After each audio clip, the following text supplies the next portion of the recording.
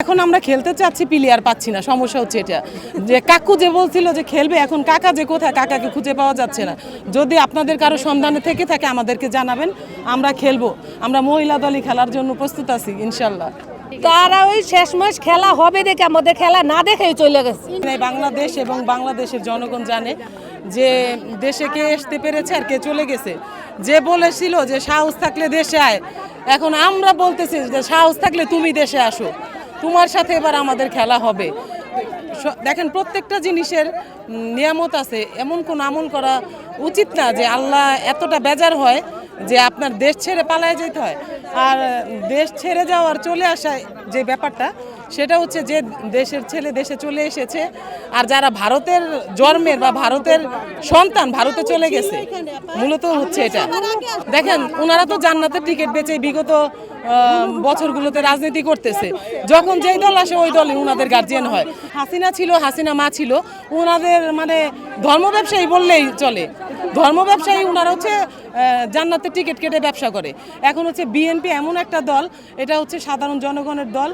দেশ এবং দেশের জনগণের সার্বভৌমত্ব নিয়ে আমাদের এই দলটা, সেটা আপনারা ভালো করে জানেন। তো কে জান্নাতে যাবে কে জাহান্নামে যাবে, এটা তো আর জামাত ডিসাইড করার কেউ না, এটা তো আল্লাহ ডিসাইড করবে আসলে কে কোথায় যাবে।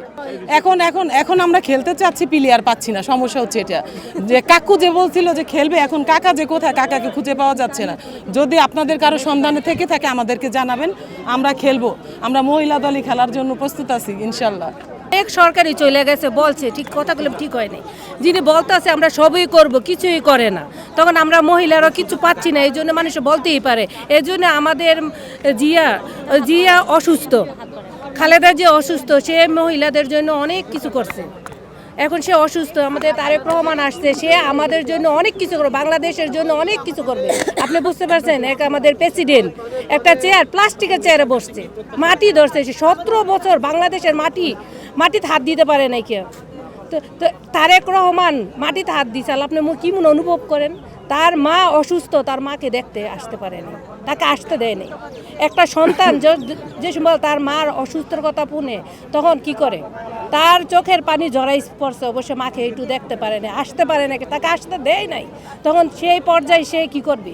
সে পুরো বাংলাদেশে সুন্দর একটা বাংলাদেশ সে উপহার দিবে। তারা ওই শেষমেশ খেলা হবে দেখে আমাদের খেলা না দেখেই চলে গেছে। খালি মাঠ পালায় রেখে সে চলে গেছে। আমাদের শেখ হাসিনা, খালেদা জিয়ায় কখনো গেলাম পালায় না, তাকে এত অত্যাচার করছে, তাকে বাড়ির থেকে বের করে দিত, তবে সে গেলাম বাংলাদেশ ছাড়ে নাই। আমাদের দেশ স্বাধীন হয়েছে, এখন কোনো ফেসিবাজের কোনো ফেসিবাজ আসতে পারবে না। যে এই যে মানে প্রতিজ্ঞা করে নেয় আর কি, যাতে করে ভোটটা কোথাও না দেয়, দাঁড়িয়ে পড়লাতে ভোট দিয়ে জান্নাতে। আরে জান্নাত দেওয়ার মালিককে আল্লাহ, নেওয়ার মালিককে আল্লাহ, তাই না? এই জন্য আমরা মনে করি আমরা আজকে এখানে এসেছি এবং তারেক রহমান আসছে, আমরা বিএনপির পক্ষ থেকে তাকে আন্তরিক অভিনন্দন জানাই এবং আগামী দিনের রাষ্ট্রনায়ক।